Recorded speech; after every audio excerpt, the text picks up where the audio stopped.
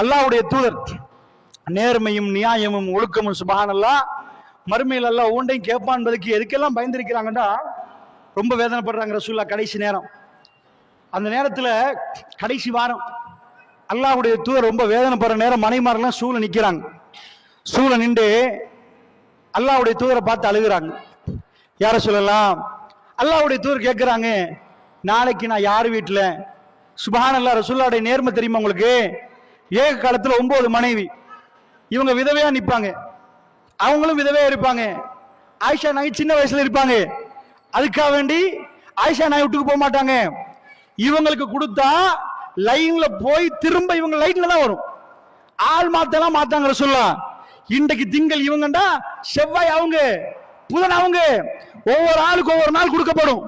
அந்த மாதிரி கொடுப்பாங்க. போர்க்களத்துக்கு போற நேரம் என்ன செய்வாங்கன்னா, ஆயிஷா வாங்க அப்படி கூப்பிடுவாங்களா? அப்படி கூப்பிட மாட்டாங்க. என்ன பண்ணுவாங்க? ரசூல் ஸல்லல்லாஹு அலைஹி வஸல்லம் அப்படி சீட்டு குலுக்கு போடுவாங்க. சீட்டு குலுக்கி போட்டா அதுல யாரு பேர் வருமோ அந்த பேரை பார்த்து வர சொல்லுவாங்க. எதுலையும் பாரபட்சம் காட்ட மாட்டாங்க. மரணம் நெருங்குற நேரம், தன் மனைவிமாரெல்லாம் சூழ்ந்து நிக்கிற நேரம், பெருமாள் கேட்கிறாங்க, நாளைக்கு நான் யாரு வீட்டுல? அவங்க எல்லாம் கேட்கிறாங்க, யார சொல்லலாம்? உங்களுக்கு எந்த வீட்டுக்கு போகணும் யார சொல்லலாம்? ஒரு ஜனாதிபதி, நாட்டுக்கு தலைவர், ஒரு கணவர், சிம்பிளா கேட்டுடலாம், அந்த மனைவிமார்கள் கொடுத்துருவாங்க. அதை கூட தயங்குறாரு பாருங்க கேட்க. நாளைக்கு நான் யாரு வீட்டுல, யாரு வீட்டுலன்னு கேட்கிறாங்க. அப்ப அந்த மனைவிமார்கள் வந்து, உங்களுக்கு யாரு வீட்டுக்கு போகணும் யார சொல்லலாம்? ஆயிஷா நாய் வீட்டுக்கு போகணுமான்னு கேட்கிறாங்க. அவங்க வீட்டுக்கு போகணுமா? ரசூலுல்லாஹ் ஆமான்றாங்க. நீங்க நினைச்சிடக்கூடாது ஆயிஷா நாய் வீட்டுக்கு ரசூலுல்லாஹ் போகணும்ன்றாங்களே, எதுக்கு போகணுன்றாங்க? வாழ இயலாது.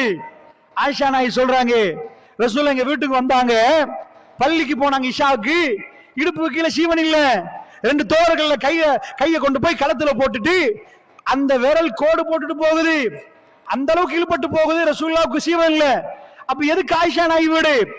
நான் இதுக்கு முன்னாடி சொன்னேன், எல்லாரும் ரசூலுல்லாஹ்வுடைய மடியில மௌத்தான்னு நினைச்சாங்க.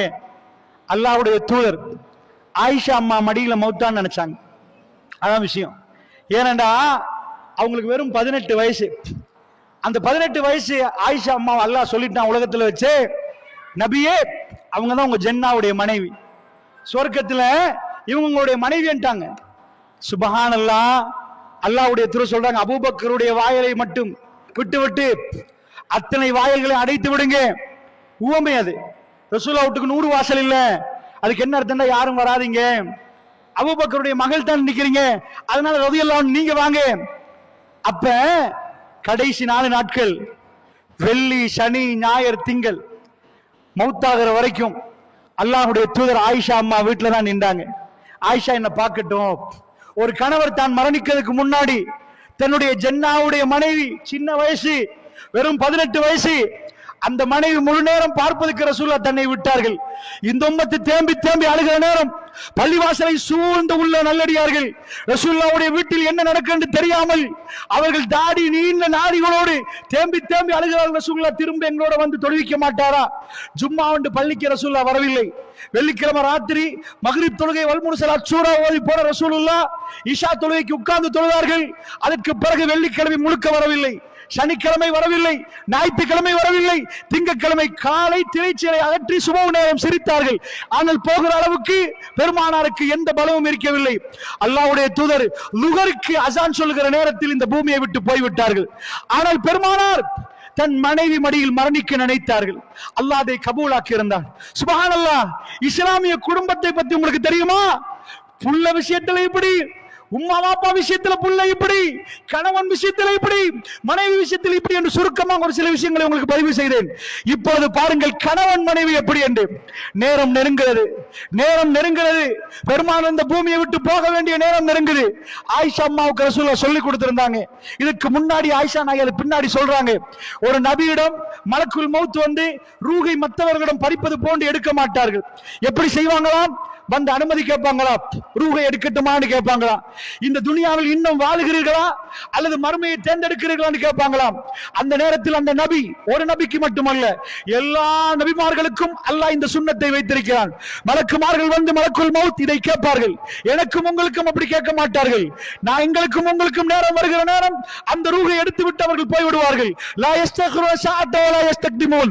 ஒரு கொஞ்சம் முந்தவுமாது கொஞ்சம் பிந்தவுமாது 12க்கு ரூஹு போகணும் என்றால் 12க்கு இந்த பூமியை விட்டு நாம் போய் விடுவோம். ஆனால் ரசூலுல்லாஹ் சொல்லி இருந்தார்கள், ஆயிஷா ரலியல்லாஹு அன்ஹா அவர்களுக்கு அது தெரியும். மலக்குமார்கள் நபிமார்களிடம் வந்து அனுமதி கேட்பார்கள்.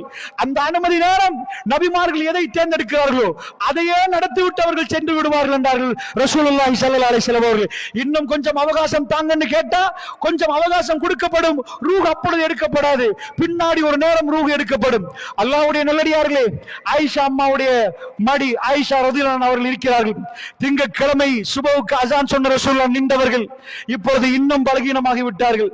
அல்லாஹ்வுடைய தூதர் மெல்ல மெல்ல அந்த நேரம் நெருங்குற நேரத்தில் துஹாவுடைய நேரம், திங்கட்கிழமை துஹாவுடைய நேரம், அந்த நேரத்தில் ரசூலுல்லாஹ் ஒரு வித்தியாசமான வேலை செய்தார்கள். ஆயிஷா அம்மா சொன்னார்கள், பின்னாடி அல்லாஹ்வுடைய தூதர் என்னை மெல்ல மெல்ல நெருங்கினார்கள்.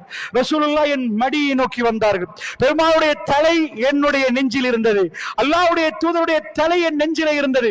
அவர் என் மடியிலே நின்றார்கள். நான் பெருமானாரை பிடித்துக் கொண்டு அவுராதுகளை ஓதி குல்சூராக்களை ஓதி கொண்டிருந்தேன். அல்லாஹ்வுடைய நல்லடியார்களே, சாதாரணமாக இன்னலில் மௌத்தி சக்கராத், மரணத்துக்கு ஒரு மயக்கம் உண்டு என்று சொல்லக்கூடியவர்களை நீங்கள் பார்த்திருப்பீர்கள். அல்லாஹ்வுடைய தூதர் இன்னலில் மௌத்தி சக்கராத், மௌத்துக்கு ஒரு மயக்கம் இருக்கிறது, மௌத்துக்கு ஒரு மயக்கம் இருக்கிறது ரசூல் ஸல்லல்லாஹு அலைஹி வஸல்லம் சொல்றாங்க. கடுமையாக முகம் சுடுவது, தலை சுடுவது. ஆயிஷா அம்மா சொல்றார்கள், பெருமானுடைய முகமும் தலையும் கடுமையாக சுடுகிற நேரம், அந்த நேரம் வீட்டுக்குள் நானும் ரசூலுல்லாஹும் இருக்கிற நேரம். அல்லாஹ்வுடைய நல்லடியார்களே, பெருமானார் ஒரு வேலை செஞ்சாங்க. நம்ம வாயில் அப்படி ஒரு மையத்தை நீங்க கேள்விப்பட்டிருப்பீங்களோ தெரியாது. என்றைக்காவது ஒரு சக்கராத்து வந்தா அல்லது ஒரு சின்ன நோய் வந்தா கூட என்ன விட்டுருங்க, டிஸ்டர்ப் பண்ணாதீங்கன்னு தூங்கிடுவோம்.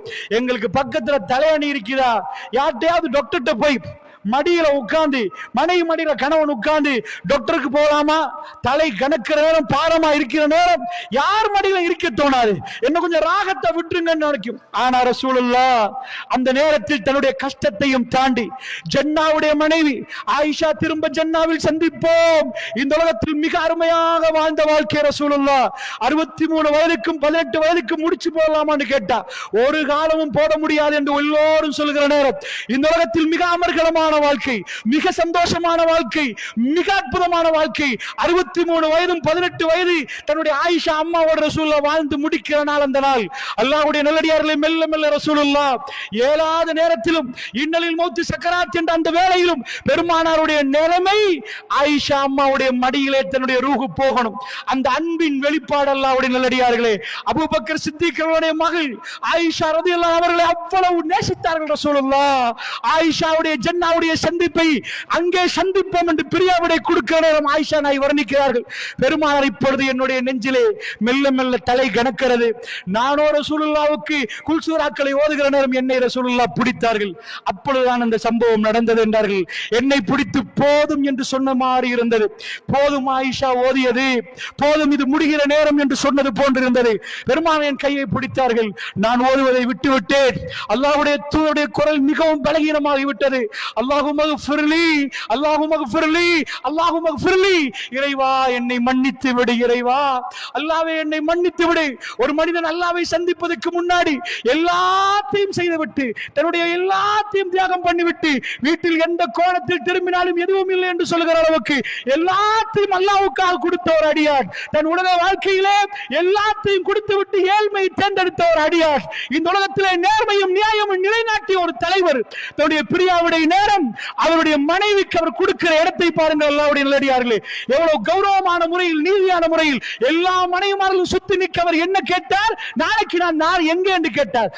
மனைவிமார்கள் கேட்டார்கள் எங்க போகணும், ஆயிஷா வீட்டுக்கு ஆமாம் என்றார். எனக்கு குடும்பம் நடத்துவதற்கா? இல்லை. கடைசி நிமிடத்தில் இளம் வயது ஆயிஷா அம்மா பிரிந்ததற்கு பிறகு நீண்ட இவர்கள் நீண்ட காலம் திருமணமே முடிக்க முடியாது. அல்லாஹ்வுடைய தூதர் கடைசி நாளில் என்ன ஒரு மெசேஜ் வைத்து விட்டு போறார்கள் பாருங்கள். ஆயிஷா அம்மாவுடைய மடியிலே போய் இருந்தவர்கள் மெல்ல மெல்ல தலை கிடக்கிறது. என்னை மன்னித்துக் கொள் யா ரப்பேன்னு கேட்க, அல்லாவே என்னை மன்னிச்சரியா அல்லாஹ். பெருமானார் தன்னுடைய உம்மத்துக்கு சொல்லிக் கொடுக்கிறார்கள், மன்னிப்பு என்பது மரண நேரத்திலையும் கேட்கணும் என்றால் மற்ற நேரத்தில் எவ்வளவு கேட்கணும் அல்லாஹ்வுடைய. எல்லா பாவங்களும் மன்னிக்கப்பட்ட ரசூலுல்லாஹ் அல்லாஹ்வை சந்திக்க போகிற பயணத்தில் கேட்கிறார்கள், அல்லாஹ்வே என்னை மன்னித்து விடியா அல்லாஹ். ஆயிஷா நாயகி சொன்னார்கள், அதற்கு பிறகுதான் பெருமானார் என்னை விட்டு போகிற நிமிடம் ஏற்பட்டது. பெருமானுடைய விரல் மேலே போனது. பெருமாவுடைய விரல் முகடை நோக்கி நீட்டப்பட்டிருந்தது. கண்ணு முகடை பார்த்தது. அதுதான் ரசூலுல்லாஹ் என்னை பிரிந்த நேரம் என்றார்கள் ஆயிஷா அம்மா. நான் என்னுடைய மடியிலே மெல்ல மெல்ல தலை கணக்கிறது. ரசூலுல்லாஹ் என் மடியிலே உட்கார்ந்திருக்கிறார்கள், அவர் சாய்ந்திருக்கிறார்கள். பெருமானார் மிகவுமே அதாவது பலகீனப்பட்டு விட்டார்கள். கண்ணால் கூரையை பார்த்தார்கள், தன்னுடைய விரலை கூரையை நோக்கி தூக்கினார்கள். அப்பொழுது ஒரு வார்த்தை சொன்னார்கள், அல்லாஹும்ம ஃபிர் ரஃபீகில் அலா, யா அல்லாஹ் உயர்வான தோழர்களோடு என்னை சேர்த்து விடு. ஆயிஷா அம்மா சொன்னார்கள், அதுதான் அந்த நிமிடம், அதுதான் ரசூலுல்லாஹ் எனக்கு சொன்ன நிமிடம். என்ன சொன்னார்கள் தெரியுமா? நபிமார்கள் மரணிப்பதற்கு முன்னாடி நபிமார்களிடம் மலக்குல் மௌத் வந்து கேட்பார்களே, இப்பொழுது ரூஹை எடுக்கவா, நீங்கள் துனியாவா ஆகிராவா, இப்பொழுது மறுமை வாழ்க்கையை தேர்ந்தெடுக்கிறீர்களா அல்லது இப்பொழுது இன்னும் துனியாவில் வாழுகிறீர்களா? பெருமானதை தேர்ந்தெடுத்தது தான் அந்த சப்தம், அல்லாஹும்ம ஃபிர் ரஃபீகில் அலா, யா ரப்பே உயர்வான தோழர்கள். ஆயிஷா நாயகி சொன்னார்கள், பிற்காலத்தில் என் மடி காலியாக போவதை நான் உணர்ந்தேன். ரசூலுல்லாஹ் என்னை விட்டு விட்டு போக முடிவெடுத்து விட்டார். அல்லாஹ்வுடைய தூதர் அல்லாஹும்ம ஃபிர் ரஃபீகில் அலா, உயர்வான தோழர்களோடு என்று ரசூலுல்லாஹ் ஸல்லல்லாஹு அலைஹி வஸல்லம் மிகவும் பலகீனமான குரலில் என் காதை கொண்டு போய் வைக்க, பெருமானார் மெல்ல மெல்ல அதை சொல்ல, அல்லாஹ்வுடைய தூதருடைய விரல் கீழே விழுந்து விட்டது. 3 முறை சொன்ன ரசூலுல்லாஹ் என் மடியிலே சாய்ந்து விட்டார்கள். மாத்த ரசூலுல்லாஹ், மாத்த ரசூலுல்லாஹ், ரசூலுல்லாஹ் மௌத்தாகி விட்டார்கள், ரசூலுல்லாஹ் மௌத்தாகி விட்டார்கள் என்று நான் சொன்னேன். அல்லாஹ்வுடைய நல்லடியார்களே, ஒரு கணவன் மனைவியுடைய பிரிவு இஸ்லாமிய குடும்பத்துக்குள் இப்படி. அல்லாஹ்வுடைய நல்லடியார்களே, எந்த கொள்கை உங்களுக்கு வேணும் என்பதை நீங்கள் தீர்மானித்துக் கொள்ளுங்கள். இஸ்லாம் என்பது என்ன என்பதை நீங்கள் தெரிந்து கொண்டால் இதை நீங்கள் எல்லா நேரத்திலும் இஸ்லாமோடு வாழணும் என்று நினைப்பீர்கள். எங்களுக்கு ஏதோ லாபம் கிடைக்கிற நேரம் இஸ்லாம், எங்களுக்கு நட்டமாகிற நேரம் இஸ்லாம் வேணாம் என்று சொல்ல மாட்டோம். எல்லா நேரங்களிலும் இஸ்லாம் இஸ்லாம் இஸ்லாம் என்று வாழுவோம். அந்த இஸ்லாத்தை கொண்டு போய் வீட்டுக்குள் நுழைத்தால் மிக அழகிய ஒரு குடும்பம், நிஜமான ஒரு பார்வை, எல்லாரும் மிகவும் சீனத்தோடு இந்த குடும்பமாக வாழலாம். அல்லாஹ்வுடைய வீட்டில் அடுப்பு எரியாவிட்டாலும் பசித்தாலும் சிரிப்பு வெளியே இருக்கும். அல்லாஹ்வுடைய பொறுமையோடும் சந்தோஷத்தோடும் வாழலாம். அல்லாஹ்வுடைய அதனால் அந்த